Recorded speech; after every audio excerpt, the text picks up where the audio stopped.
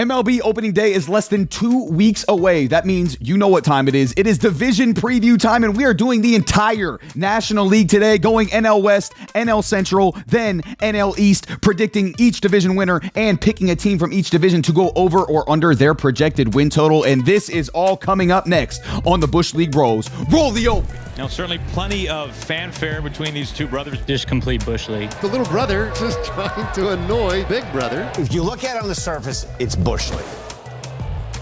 Something about that sticks in my craw. What's up, everybody? Welcome into the Bush League Bros, partner of the House Call Sports. I'm here with Taylor. My name is Matt, and today we are giving our 2024 National League preview. But before we get into that, I would just politely request that you subscribe to the channel. I say politely request because I know you guys see it just like I do. Taylor's got a bit of an anger problem, okay? He doesn't think of things rationally, so he was yelling at me before the show. Like, you better get these people to subscribe, punk. I was like, all right. Listen, geez, man, I'll try to do my best. So if for anything else, subscribe to the channel for my own personal safety because it may be at risk because of Taylor's anger issues. Now, let's get into it, Taylor. Let's do all three National League division previews. And the fact we are here means baseball is pretty close, ladies and gentlemen. It is right around the corner. In fact, we have Korean baseball in Korea in almost 5 days, okay? So since baseball is so close, we got to talk these divisions. We are going division by division, breaking them down for you and telling you who is going to win and giving our best over-under pick for a team in the division. So let's start in the National League and let's go out west, Taylor, a division that has been absolutely dominated by one team in the regular season, and that is the Los Angeles Dodgers. They have won 10 out of the last 11 years, the National League West, and the 1 year they didn't win, they still won 106 games and missed the division by just 1 game. So they are obviously one of the most dominant teams of the last decade in the MLB, and they have run through the National League West as well. Meanwhile, this division also features the young D-backs who beat the Dodgers on the way to the World Series last year, as well as the Padres and Giants, who have had very busy off seasons, and the Colorado Rockies, who look to be one of the worst teams in baseball, but I don't know, maybe can be interesting in 2024. So Taylor, tell me, will any of these other teams other than the Dodgers win the NL West, or is this a foregone conclusion? Are the Dodgers winning the NL West? Well, the Dodgers are winning the NL West. Let's get that clear. But if you're a Rockies fan, stay tuned. I've got some things to say about them. I do think that the other teams kind of in this middle ground are really interesting, so I'd rather spend my time talking about them since everybody, including us, has been talking about the Dodgers all offseason.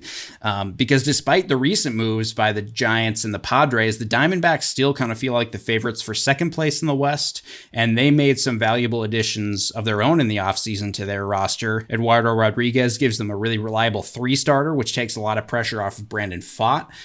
Jock Peterson gives them a really strong side platoon option in the heart of their order, and Eugenio Suarez gives them a really reliable third baseman with a lot of pop. Giants, they also did a lot too. They signed Jung-Hoo Lee, they signed Jorge Soler, they signed Matt Chapman on the offensive side. They have some really interesting arms with guys like Kyle Harrison, Jordan Hicks behind Logan Webb, and they have Robbie Ray and Alex Cobb potentially returning to their rotation in the second half, and recent reports actually have Cobb returning a lot sooner than that. Apparently he's actually pitched a little bit recently in some rehab starts. The Giants also have a really good bullpen. They have the best defensive catcher in baseball, and they're still possibly in on Snell or Montgomery, so I wouldn't be surprised if this team can edge out the Diamondbacks for that second place spot. And we got this Cease news, and this Cease trade has the Padres looking a little bit more interesting too. I think people kind of forgot about them, and that lineup is really top heavy, but that might be good enough if that pitching is good enough for them. And even though they lost the Cy Young winner in Snell, they lost Soto, who's now one of the favorites for the AL MVP, and they lost a top 5 closer in the game in Josh Hader. Take all that into account, and you're like, well, this team still lost a lot, but then you also take into account that they were one of the unluckiest teams last year in terms of their record in one-run games, extra inning games, Pythagorean win-loss record, BABIP, and you look at the expected WOBA, they were the 6th highest in offensive expected WOBA, and they were the 6th lowest in expected pitching WOBA.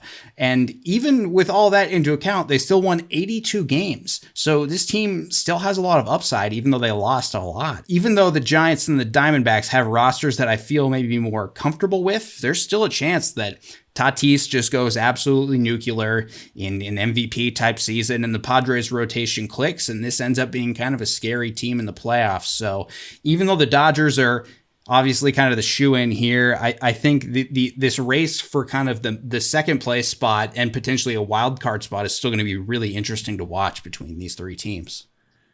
Taylor, you bring up some really good points there, and that's all stuff that I'm going to get to when I really start getting into my spiel. But Taylor already said we've already talked about the Dodgers a lot, okay? So go check out our Dodgers episode, by the way, where we kind of deep dive the entire team. But in that episode, I said the D-backs had a 5% chance of winning the division, okay? And if you watch Taylor's reaction, he just had it again. He had a visual and audible reaction like, yikes, I don't know about that, okay? And I think that sums this division up really well, okay?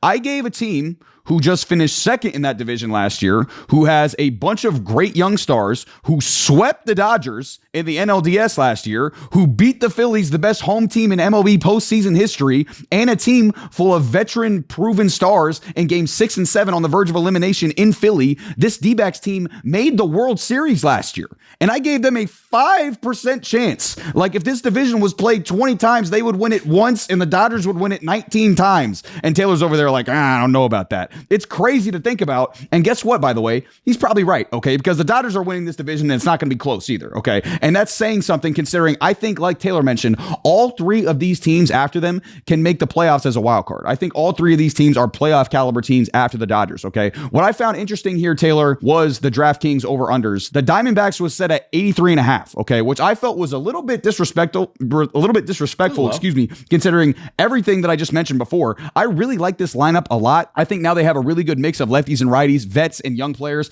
Plus, like you mentioned, Taylor, they added so much more power with Suarez and Jock Peterson being added to the lineup, because last year they were 22nd in baseball in homers last year. Now they got that, a little bit more power to go along with the speed that got them second in the MLB in stolen bases and first in the MLB in triples last year. So then again, the pitching staff adding a solid number 3 like Erod to go along with Gallen and Kelly, and then a guy like you talked about, Taylor, who broke out in the playoffs last year, and Brandon Pfaadt. So I like the rotation a lot as well. Too, Taylor, there was a MLB.com article about team defensive ratings from Fangraph projections as far as which teams were projected to have the best defenses in the 2024 season, and it had the D-backs projected as the third best defense in baseball in 2024. So I think I'm going to take the over on the D-backs win total, that 83.5. I'm going to take the over, and then the Giants are at 81.5 with all their additions. And we talked about them a little bit after the Matt Chapman signing, our Matt Chapman episode. Their lineup has a lot of really solid, but not a lot of good to great hitters in it, in my opinion. Right now, I don't like that rotation outside of Logan Webb, and it doesn't look very good. So I think that 81 is kind of a solid number. I think that team's going to be more around 500 this year.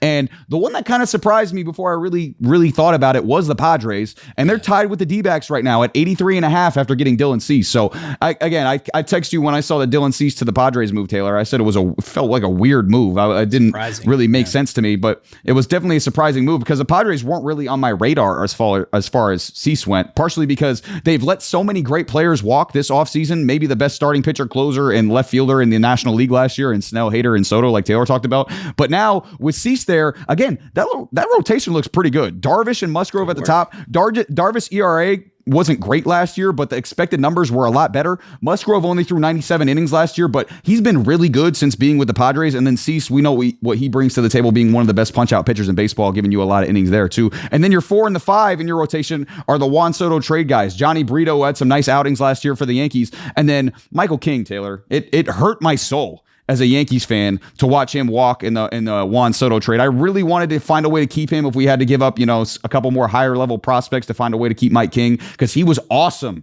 as a starter the last couple of months of the season. I think he could really be a gem for them in their starting rotation this year. So it's a really, really solid rotation. And then Taylor, like you mentioned, it's top heavy with the lineup, but it still has Bogarts, Machado, and Tatis. It's hard to believe you're going to have a below average offense with those 3 in the lineup. And then 2, you got really good defenders on this team, especially with Ha-Seong Kim, Fernando Tatis Jr., and Machado Machado, like I just mentioned. So this club is really, really good. I like them a lot more than I thought I did. Plus, they're really high on their 20-year-old center fielder, Jackson Merrill. It looks like he's going to be starting in center and hitting 9-hole for them to start off the season. So the more I thought about it, I think I would have the Padres at 3, and this division kind of keeps the exact same order as they did last year. I would have the Dodgers at 1, the D-backs at 2, Padres 3, Giants 4, and then Rockies at 5, Taylor. So I really think this is going to be a very entertaining division, and I'm excited to kind of see how it plays out. But Taylor, I wanted to kick it back to you, man. Who do you got for your over-under? What's your over-under pick for this NL West division? Well, Matt, brace yourself because I'm about to make Rockies baseball fun for us this year, okay? Oh, geez. The goals for the 2024 Rockies, 420-69. Hear me out on this, okay? Looking at this roster, there are some guys I really like. See Nolan Jones. I think their branding is great. They have an awesome park in a cool city. This is a team that I want to root for. They're also expected to be competing for the league's worst record with the A's. So we need to set some goals relative to the expectations for the Rockies here. And my solution is 420-69, Matt. It's a set of attainable goals that are tailored to the Rockies and their unique environment that they play in. And so I'm setting for the Rockies a team goal of 69 total wins. Considering their projections put them somewhere in the 57-61 range, that's a lofty goal, but it's still very attainable. For the offense, I want every qualified hitter to have at least 5 home runs of 420 feet or longer. Their big bats should clear this pretty easily, but I think even the bottom of their lineup has a solid chance to do this in Coors Field. Last year, Ezekiel Tovar hit 5 home runs over 420 feet or longer. Brenton Doyle even had 4. Interestingly, Charlie Blackmon, aka Chuck Nasty, only had 3 home runs that were longer than 420 feet in 413 plate appearances last year. So this is not a lock, but it's certainly attainable. And a pitching goal for them. I just want one guy to have an ERA under 4.2. 420 in at least 50 innings pitched. The lowest ERA projected on Fangraphs right now is Justin Lawrence, which is at 4.53, and he's the only pitcher left on the roster that had an ERA under 4.2 last year. Jake Bird was also close. Brent Suter also did that, but now he's on the Reds. I think this could be a really fun year of Rockies baseball. We just need to reframe the expectations just a tiny bit because, Matt, expectations don't need to be mile high to achieve relative success, okay? So what do we do if the Rockies hit these goals? I don't know. We'll let the people decide that. Maybe I wear a Rockies hat for every episode next year. Maybe I pierce my ear and get a Rockies hoop earring. Maybe I get a Rockies tattoo. Maybe I buy Rockies season tickets for the 2025 season, even though I don't live anywhere close to Denver.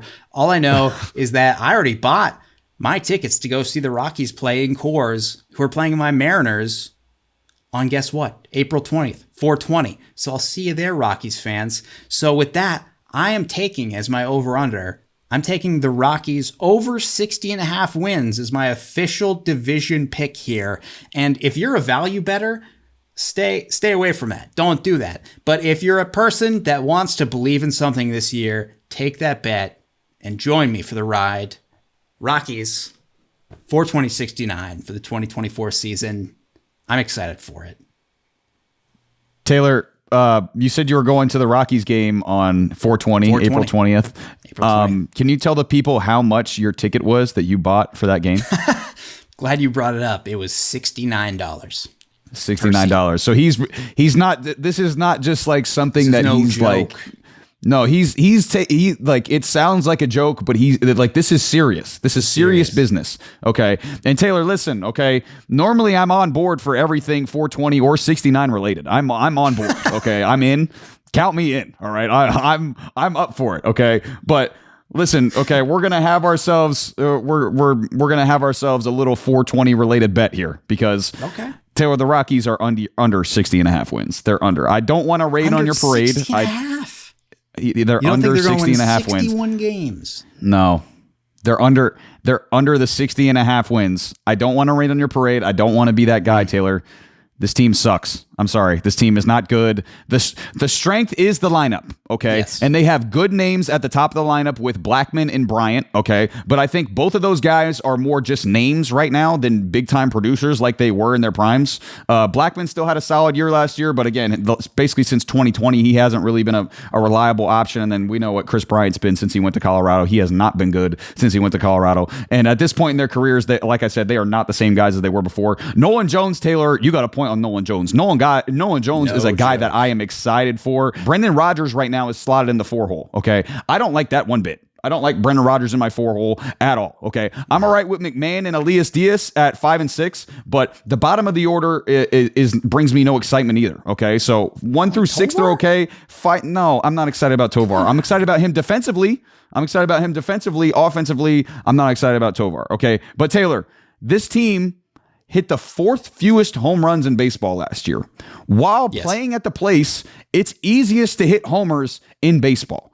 It's not a good offense, okay? Even with some of the guys at the top of the lineup, this is not a good offense. I think the Giants offense with the upgrades that it made is going to be better. I think this is going to be the worst offense in the division, okay? This defense, however, is projected to be top 5 in baseball, which from the same MLB.com Fangraphs projections that I brought up earlier, they were projected to be top 5. They were tied for 4th. So Brendan Doyle's coming off a Gold Glove. Tovar's at short is a solid defender, but Bryant, Blackman, and Diaz all aren't good defensively, even if they hit well this year. And then Taylor, listen, the 4.20 ERA standard is not going to happen. There's not going to be anybody who hits it. And guess what, buddy? Buddy, guess what? You're high as hell right now. If you think anybody is hitting the 420, no one's hitting it because none of these guys are good. They ain't getting to 61 games this year. So I'm going to be the downer here, Taylor, and I'm taking the Rockies under 60.5. Lock it in, fellas. Take it to the bank and then come back from the bank, hit me with a few bucks and thank me when it hits, okay? The Rockies are not getting over 60.5 wins this year. It is not going to happen. I think you just got to believe. In the Rocks, in Denver, in Mile High, in 420-69. I think it is not unreasonable to think this team could win 69 games. And I think they're not going to get anywhere close to 69 games. I think they'll be lucky to get to 59 games again this year, considering everything that's going on. So again, Taylor, this is not your role on the show. You're not the just believe guy. That's my role. Don't steal my role. No, I'm the just believe guy. I get to be the just believe guy for the Rockies. No, that's what I'm doing this year. I just don't believe you. I just don't believe that you believe, Taylor. I just don't believe that you believe. Well, I guess we'll find out. Rockies and I are going to prove you wrong. We're going to exceed expectations marginally this year, and at the end of the year, we're going to be like, "See, Matt, we told you we're not the worst team in the league." Again, I don't want to be the Rockies downer. I wouldn't be mad if the Rockies exceeded expectations. It's just not going to happen. It's just not. I appreciate the image of belief, but yeah, just not seeing it. But listen, obviously it's going to be a very interesting NL West division, no doubt. There's a lot of really good teams, and like we mentioned, the Rockies might have a little bit of intriguing stuff coming their way as well. But now let's go to the NL Central, the division that hasn't had back-to-back division champs since the 16-17 Cubs. And this division has been won by the Cardinals, Brewers, or Cubs every year since 2012. But both of the other teams who haven't won the division in a long time, the Pirates and the Reds, had better years than expected last year and have a good amount of young talent. So it could be anyone's division in the Central in 2024. So Taylor, tell me who wins the NL Central in 2024. Yeah, it's funny because I remember this time last year when we were doing a similar episode, we were like, man, these central divisions are just miserable. Like, this is not going to be fun to watch. And now, the teams have improved a little bit. And I wouldn't say that there's any great teams in these central divisions for any league. But I think at the very least this year, we're going to get some really interesting division races. In the NL, these other two division races are pretty clear cut. Spoiler alert, it's the Dodgers and the Braves. This one is by far the closest. And I think think, the hardest to predict out of all of them because, like you said, the Pirates are kind of in the mix. This is a team that's on the right track, and if they really decided that they want to be aggressive with some of these younger arms like Skeens and Jared Jones and some of these other guys, and if those guys pitch well, this is a team that really could, I think, make a push. But I think their sights are just set more towards next year, and by all accounts, they're starting the season with Skeens and Jones in the minors. Then you get to the Brewers, and it's like, man, this is a team that has had just kind of a weird offseason. They trade Burns, but then they sign Rhys Hoskins, so there's like kind of some mixed messaging there of like where the team thinks their own outlook is. We just learned very recently that Devin Williams is going to be out for a minute with a back injury, which is just horrible news. At some point, they're probably still trading Willy Adames, so that's kind of another question mark for them. And overall, this just seems to be a bit of a bridge year for them because they have so many young guys that they need to give playing time to assess and allow to develop, like Jackson Chourio, DL Hall, Joey Ortiz, Sal Frelick, Bryce Terang, Andrew Monasterio, and Joey Weimer, to name a few. But they're also one of those organizations that just seem to find a way to have a winning season, kind of like the Rays. So you can never count them out, even in what is apparently a bridge year. And then you get to the Cardinals. And while I love the Cardinals lineup, don't love their rotation very much, as I talked about in our worst signings episode, and it's really hard to forget just all of the weird clubhouse stuff that went on last year, so it's really hard to think of them as a division winner right now. The Reds are also just loaded with young talent, even with Noelvi Marte suspended now, which obviously sucks, but in like the shittiest way possible. I think that actually kind of has solved a bit of a logjam problem for them, since they had just so many good options in the infield. I think that actually like takes one decision off their plate, albeit in a horrible way. And even if their starters can pitch up to their potential, I think this team does have the upside to win this division, but that's kind of a roll of the dice. And then you get to the Cubs, who are just kind of solid in every facet of the game. They just added Craig Counsell, who's one of the best managers in the game. So I think you could make a really strong case for the Cubs, the Reds, or the Cardinals to win this division. And I think you could even make cases for the Pirates and Brewers without sounding completely delusional too. But in my heart and my gut, I think this is going to come down to the Cubs and the Cardinals. I think the Reds arguably have more talent, like I said, but their team is still young, and I think they still are going to go through some growing pains with any combination of those guys that they have. And even though I don't like that Cardinals rotation, I think you at least know what you're getting from them. You know, they're not going to be stellar, but the offense is good enough that I think they can overcome that average to slightly below average starting pitching. But the Cubs rotation has more upside with guys like Justin Steele, Imanaga, who they just signed, even Jordan Wicks, Javier Assad. Like, I kind of like the upside there. And I also trust the Cubs defense a lot more than the Cardinals. So between the Cubs and the Cardinals this year, I like the Cubs just a tiny bit more. And the big thing that brought it over the top for me with the Cubs was I believe in that clubhouse a lot more than I do in the Cardinals clubhouse right 100%. Now. Just because of all that weird stuff with Contreras, Tyler O'Neill, all the weird stuff that was kind of revolved around Ollie Marmol, who they're apparently, Matt, apparently planning on extending him. I don't know what are we doing. What are we doing, Cardinals? What are we doing? What are we doing? But I think while the Cubs clubhouse also took a bit of a hit in the offseason because of the loss of David Ross, who was kind of a beloved figure in that organization, replacing it with Craig Counsell is pretty much the best thing you can do. And you just can't not believe in Counsell's abilities as a manager. And then they go and re-sign Belly, and I think that was also a big morale boost. So I'm going with the Cubs for the division winner, but by like a game. It's going to be tight.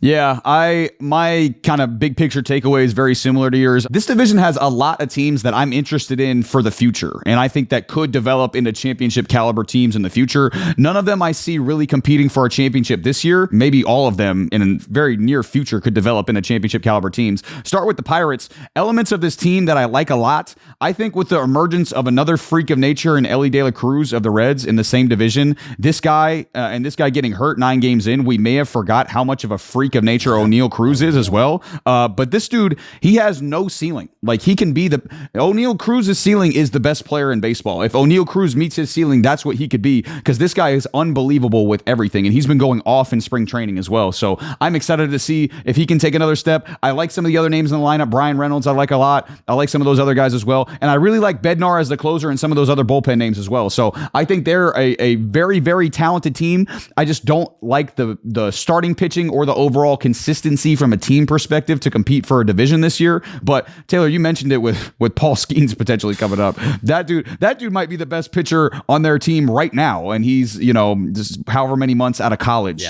So yeah, it's ridiculous what he has the potential to do. That's why I think the Pirates could potentially become a championship team in the future, but right now I don't see them competing for a division, let alone a championship. And then the Brewers with trading Burns, obviously, in the offseason, losing Brandon Woodruff to injury. And then, like you mentioned, Taylor, Devin Williams has a broken back. He's out for 3 months. That's the best closer in baseball, in my opinion. I don't see them recovering from that at all. Still a lot of guys I like. I still like Yelich, Willie Contreras. I like him a lot. Watch the hell out for Jackson Chourio as well, the number 2 prospect in baseball. He's the only one behind Jackson Holiday. He's going to be starting for them in center field at 20 years old. He's got all the tools. I think he's going to be very, very special. He looks great. I also like Abner Uribe and that bullpen to take over the closer spot without Devin Williams in there. He's got special stuff in the bullpen too. That sinker at 100 miles an hour with crazy movement, and that slider off of it is disgusting. But too many rotation injuries, not enough offense. I don't think this year is their year. But again, they have the number 2 farm system in all of baseball. So this is a team that I could definitely see making their way to a championship caliber team relatively soon.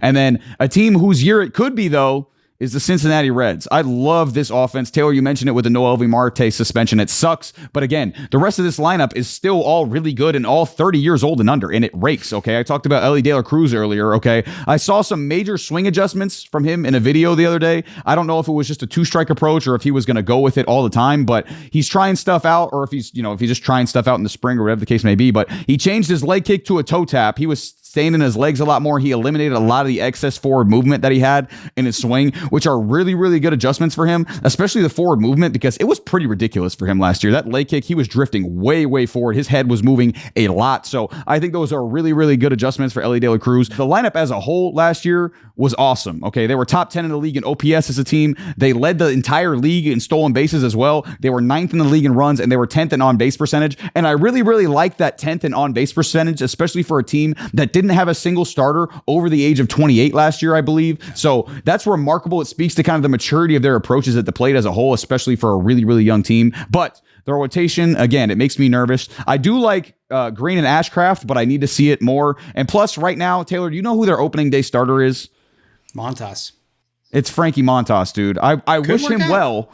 I wish him well, and it could work out. He was really, really good before he got to the Yankees, but as a Yankees fan, I cannot trust him at all, especially as the number 1 of a rotation. So I think, I think this team's ceiling in this division is highest of anyone. I think if everything clicks, this could be the best team division. I just don't trust them enough to, win ball games because of that rotation. So it's going to come down to that classic NL Central rivalry to me. It's going to be Cubs and Cardinals. I got the Cubs in the NL Central too, Taylor. The Cardinals got better, no doubt. Sonny Gray is big. Lynn and Gibson are both going to help. Like you mentioned in our last episode, Taylor, our worst signings episode, it's a little redundant, but I think they will help, just eat innings in that rotation. I do think Arenado and Goldschmidt are both going to be better this year. I like the lineup a lot as a whole as well too. Watch the hell out for a Jordan Walker breakout as well. He was really good last year as a rookie. Another thing I mentioned in the last episode about the Cardinals, you talked about it a little bit too, Taylor. They do not pass the vibe check whatsoever, okay? I use a lot of things when making predictions and projections, Taylor. Obviously stats, previous production and pedigree, age, injury history, but it's also a lot of feel, who I want to succeed, and vibe check. Man. Taylor, you talked about it. Oli Marmol just got an extension through the 2026 season, which literally they just extended him? Yeah, through the 2026 season. It makes zero sense after having one of the worst, most disappointing and turbulent years in franchise history. You give the manager, who's always involved in drama, who, by the way, his contract was expiring after this year anyways, an extension, even though it would have been easy to just walk away after this year if it goes bad, or just sign him if he goes well. None of it makes any sense, okay? So I'm going with the Cubs here because not only do I like their lineup, it looks good 1 through 9. They scored the 6th most runs in baseball last year. They were 6th in on-base percentage. They were 8th in stolen bases last year and they're projected to be the 2nd best defensive team in baseball according to that MLB.com article I used earlier as far as the Fangraphs projections goes. That defense is really, really good, especially with Swanson and Horner up the middle, Bellinger in center field. Really good defense. Plus, again, you mentioned it, Justin Steele and Imanaga at the top of the rotation. I think Imanaga is going to be a very, very productive starter in the league. I also like Adbert Alzolay taking over the closer role at the end of games. So So I really, really like him as well. Plus, again, now they have the massive manager advantage, which a lot of people want to discredit, but I think that's foolish, okay? As they brought in one of the league's best managers and Craig Counsell, who has always got the most out of those Brewers teams that probably weren't as good as they show, but he's always got the most out of them. And frankly, this team, the Cubs, feels like they will make a jump, and they certainly passed the vibe check, Taylor. So for me, this is an easy one here, Taylor. I got the Cubs. Man, I'm kind of shaken by this Ollie Marmol news. I saw that it came out 7 hours before we recorded this, and I didn't know. The last time I had heard is they were just talking about it. I don't know, man. Why? Why? Terrible, dude. Doesn't make any sense. No, it doesn't. If you, I want to move past it, to be honest. Let's move past it. Like I said, I like the Cardinals rotation, or I like the Cardinals lineup. Nolan Gorman is a guy I love to watch hit baseballs. He is extremely talented. I agree. I think Goldschmidt's going to bounce back. He was at Driveline apparently over the offseason, and he apparently improved his bat speed quite a bit, which is pretty terrifying considering how good he is already. So I have total faith in these hitters to hit. Yeah, the rotation, I don't know. Without Sonny Gray on the top of it, I have a lot of questions. Like I don't mind any of those guys individually. Like that's not the problem. Like no problems with Miles Michaelis, no problems with Kyle Gibson, no problems with Lance Lynn. But at a certain point, you're allowing a lot of balls in play, not striking a lot of guys out. That defense proved to be a little bit unstable last year, even more so with Arenado having kind of a tough year defensively, which is extremely out of character. So hopefully he can get back to it. But why did they re-sign Marmol? I'm going to move on from that. I'm going to move on to my over-under because I don't want to think about that at the moment. And go for it. I don't love... This was the hardest division for me for over-unders because I think all of these teams are like kind of teetering. They're on that line of like, you could make an argument for any of these teams that they're going to go over their total or go under their total. We both pick the Cubs as our division winners. I don't mind their over at 84.5. I think that pairs nicely with the division, obviously. Their Pythagorean win-loss record last year was 90 wins, and I certainly don't think they've gotten worse. So I think you could reasonably expect somewhere in the upper 80s. But if you're also trying to decide between taking the over on their win total or taking the division, I kind of like the value a little bit more on just winning the division outright at around that plus 200 number rather than taking, minus 110 or whatever for their over win total. But if I had to pick one out of this whole division, I think I would take the Reds at over 81.5 because even though I'm not confident enough in them to win the division, I'm definitely confident enough in them to think that they're going to finish over 500. And they won 82 games last year, which was 5 more than their Pythagorean win-loss record would expect, given their slightly negative run differential. But I think they're going to improve enough to make that back and get to at least 82 wins. Yeah, I think I like the Reds one a lot. Again, that's one that could hit really easily too. Like I mentioned earlier, if everything clicks for them, like that could be a 90, 95 win team if things click for the Reds. Just a couple things. Yeah, right. Just a few things. Yeah. So they've got so much talent on that, especially in that lineup, and the rotation has talent too. It just has to show itself a little bit more than it has in the last couple of years, So yeah, I like that pick for the Reds. There's two that I felt strong about here for this division.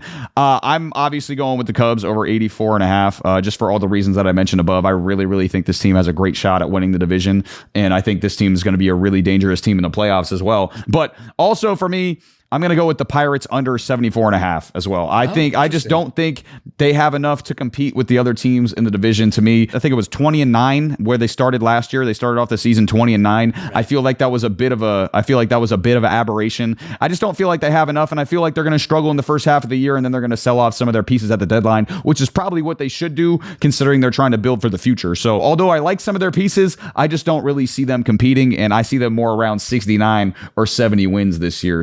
But I think it's going to be a good kind of building block season for them to see what they have in some of their young players. I just don't see them really getting to that 74.5 win total. I think that's a bit of a lofty goal, but that division, like we mentioned, it's got a lot of really, really intriguing teams that I'm excited to kind of monitor going forward. And there's a lot of players in that division where, again, if things click for some of the best players and, players with the most talent in that division, we could see things go absolutely nuclear. So the NL Central is definitely going to be interesting, but we have to move, and we will finish with our final division in the National League as the National League East hosts some of baseball's most star-studded and intriguing teams, a division that had 3 playoff teams last year, none of which were the Mets, who probably came in with the most hype. But in the last 5 World Series, a team from the NL East has been featured in 3 of them. So you know that this division will have a big impact in who wins the World Series. So let's just start with who's winning the division, Taylor. Tell me, who's winning the NL East?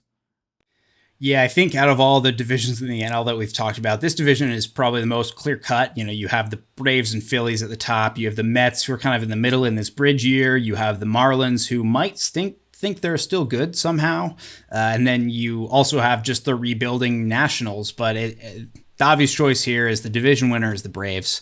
There's not really much to talk about. This team is so good from top to bottom on both sides of the ball that even if some of their kind of older and maybe injury-prone starting pitching falters, like, they have more than enough power on offense to make up for that. But instead of talking about the Braves, because like the Dodgers, everyone's talking about them, I want to take a moment to remind everybody not to sleep on this Phillies team, because they are basically running it back with the exact same squad as last year, plus Whit Merrifield on the bench. And this team is just full of competitors. And after getting beat by the Diamondbacks in the NLCS, they are going to be hungry for payback.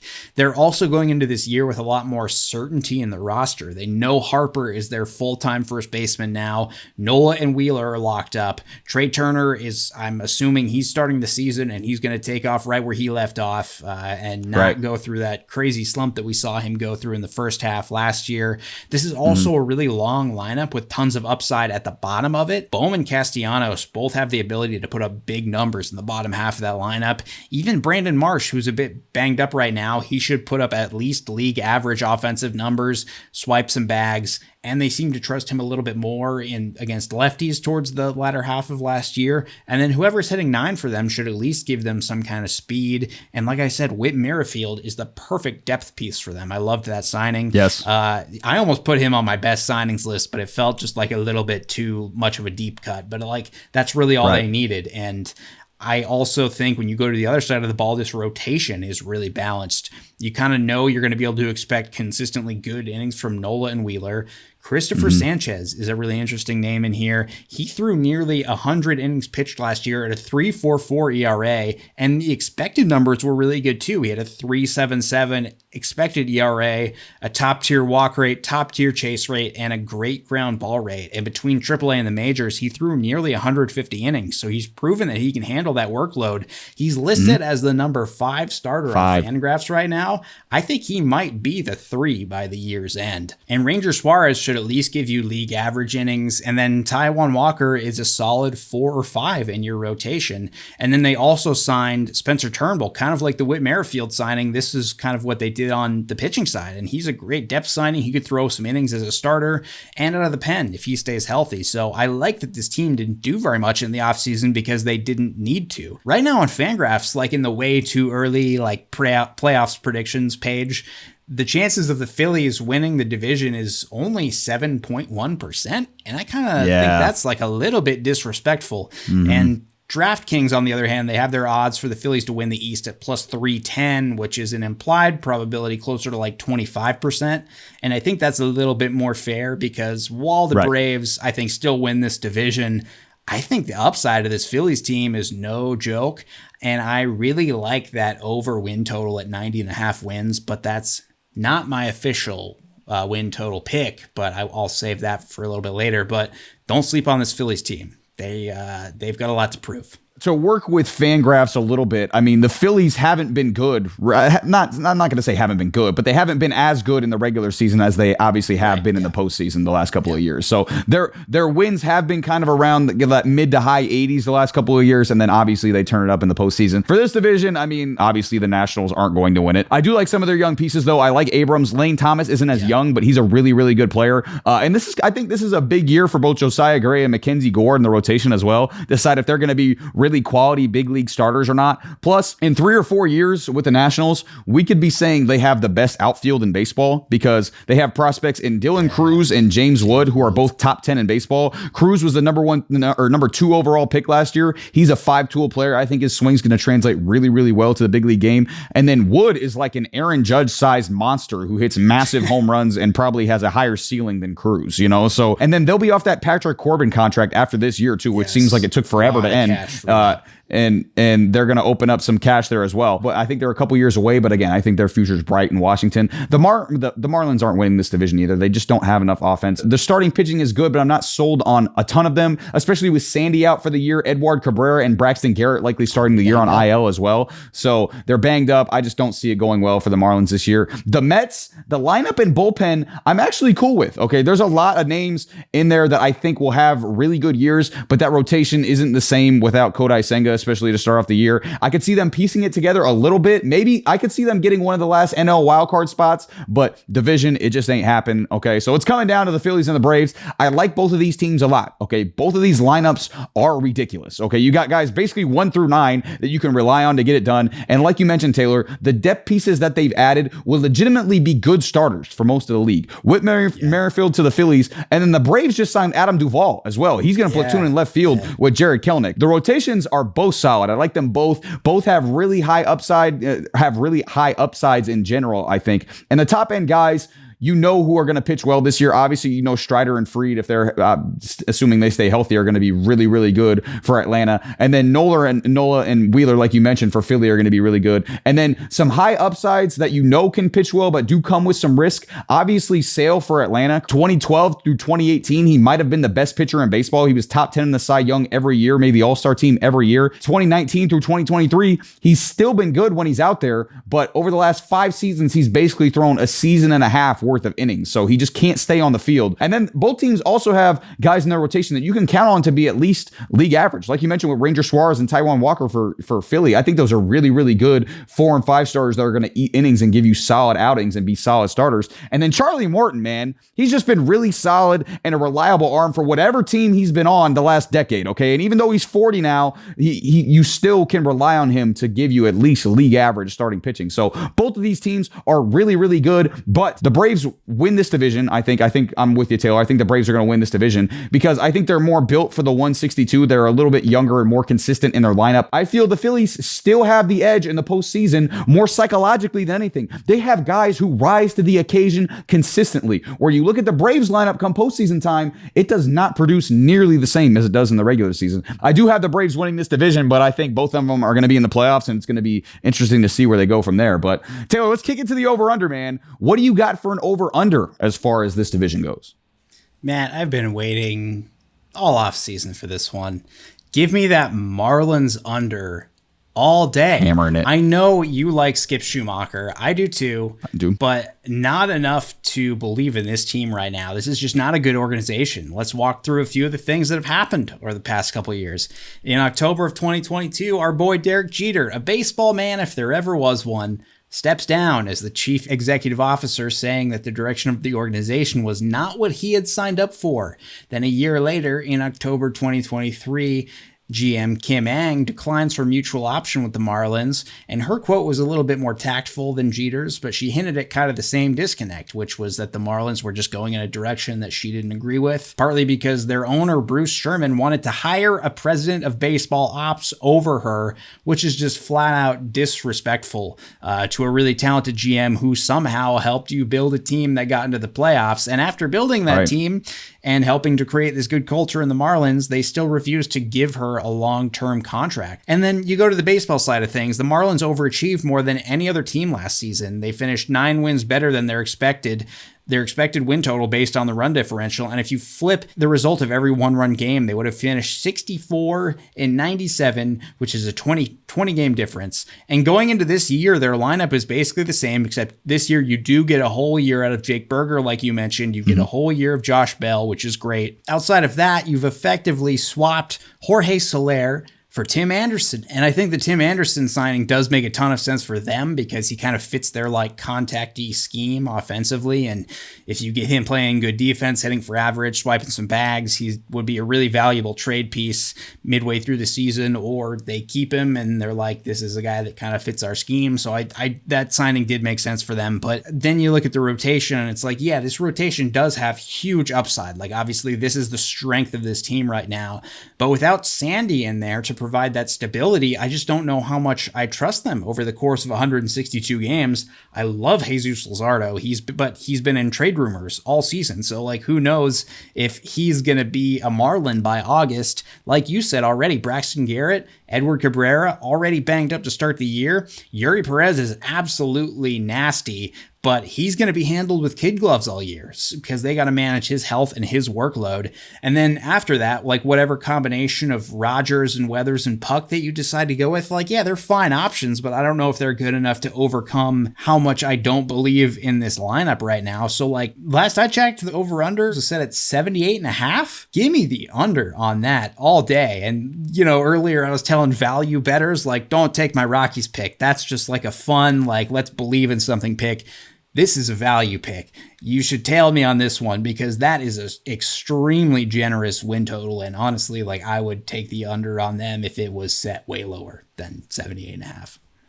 Yeah, again, the we kind of talked about it with the Cardinals. The vibes are just weird with the Marlins. I don't like I don't like the direction that they're going in. Obviously, I love Luis Ariz. He's one of my favorite players in the league. I like Jake Berger and Josh Bell, but again, if that's the top of my order, I'm kind of like, damn, that's the top of my order. Like, I'm not super excited about that. Listen, anybody who's watched us coming from the House Call Sports knows how passionate Taylor was about the Marlins last year. Like he was heavy on the Marlins fluke train all year. He rode it until the end of the year. They're not making the playoffs. They're going to fall off. They're not going to make the playoffs. They're going to fall off. They're not going to make the playoffs. They're going to fall off. And then they finally made the playoffs. And then, you know, obviously they got knocked out in round one, which is kind of fitting. But I'm doubling down this year. They're not he's doubling down. They're not He's good. ready, as Michael Scott would say, he's ready to get hurt again. I don't think you're going to get hurt again. I'm completely with you on that one. I really didn't. I didn't really like any of the over-unders in this division besides that one, really, besides the Marlins under, and I knew Taylor was going to go with that, so I didn't want to steal his shine. So I'm actually going to take the over on the Mets this year. 81.5 is the DraftKings line. So the question...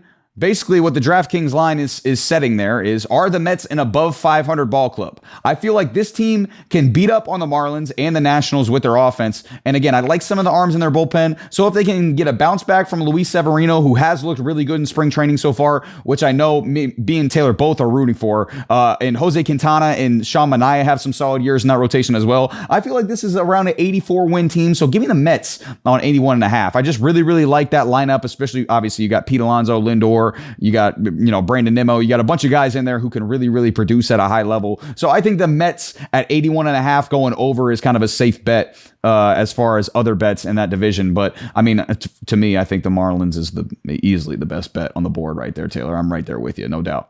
I think so too. And if I wasn't so passionate about the Marlins, I was actually looking at that Mets over as well, because even though this is a bridge year for them, they still have a lot of young, talented pieces and a lot of guys that are kind of fighting for their jobs right now. Like Brett Beatty is kind of one of those guys. It's like, this is sort of make or break for him. I know he's still young, so it's like kind of silly to say that, but like this is kind of his time to shine, especially with Ronnie Mauricio out for the year. I think if you're rooting for them to just be over 500, like this combination of a clean-shaven Sean Manaea, Adrian Hauser, and I like the upside of Severino. I think that was the Mets were a perfect team to sign him because they have the money and they had kind of the consistency with like the Jose Quintana and, like I said, Sean Manaea, Adrian Hauser, hopefully Kodai Singh at some point. So they were a perfect team that they had kind of the financial wiggle room to sign somebody with a little more upside like Severino and assume that risk of like the fact that he was one of the worst pitchers in the game last year.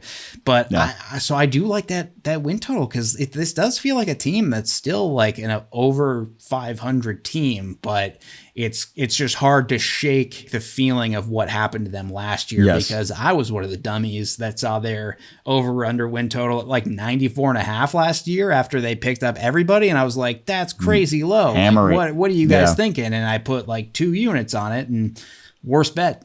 of the year for me last year, but I don't feel Wasn't so even bad close, because yeah. I don't think I was alone there. But I do still think there are some redeemable pieces to this team. Yeah, it's going to be a very, very interesting division, no doubt. There's obviously a lot of talent in this division, and there's two teams we could easily see in the World Series. But with that is going to do it for us here today for the Bush League Bros. Thank you guys so much for watching. Again, do not forget to like and subscribe. We would greatly appreciate it. Also, comment down below who you got winning these divisions and your over-unders for these teams in these divisions as well. Also, be sure to follow us on Instagram and TikTok as well at Bush League Bros. I've been having a lot of fun with you guys down in the comments, so keep commenting whatever dumb stuff you want to comment down below in the comments. I will be there to respond to it. Okay. Also, be sure to follow at the House Call Sports on all platforms as well. If you like content from all sports, that is the place to go. Also, I'm still trying to figure out what happens if the Rockies hit all these goals I've set for them. So if you have any ideas on that front, let us know. The hoop earring was crazy, but also I kind of want to see it. So But can you imagine that just like that? Like if I did every episode of 2025 with just this like bougie gold shining hoop earring that had like Dino the mascot on it, like can you imagine how cool that would be? Taylor, I'm going to be honest. I might quit Bush League Bros if it comes to that. It'll be Bush League Bro, and it'll just be be Bush League Bro, and it'll turn into a Rockies podcast. It'll be a single shot the entire time. Yeah. No split shots. It'll be just you the entire time. Me talking about Brenton Doyle's exit velocities of the week with a giant hoop earring in your ear. So yeah, that you might be on your own on that one. So sounds kind of definitely fun. I don't know. It sounds a little bit fun, but it also sounds half terrifying. So comment down below any better suggestions that you have than that, because I don't know if I like that one. But like I said, follow us on all platforms. Follow the House Call Sports on all platforms as well. And that is going to be it for us today. Peace. I cannot believe that you don't think the Rockies are going to hit these goals. Taylor, they're not doing it, You really don't Taylor. think Justin Lawrence isn't going to get under a 4.2? How much clearer can I say it into the microphone? I don't think that's going to happen. They're not getting to 69 wins. They're not getting any pitchers under a 4.20 ERA. I'm going to find a way to make this happen. I don't know how, but me and the Rockies are going to do it.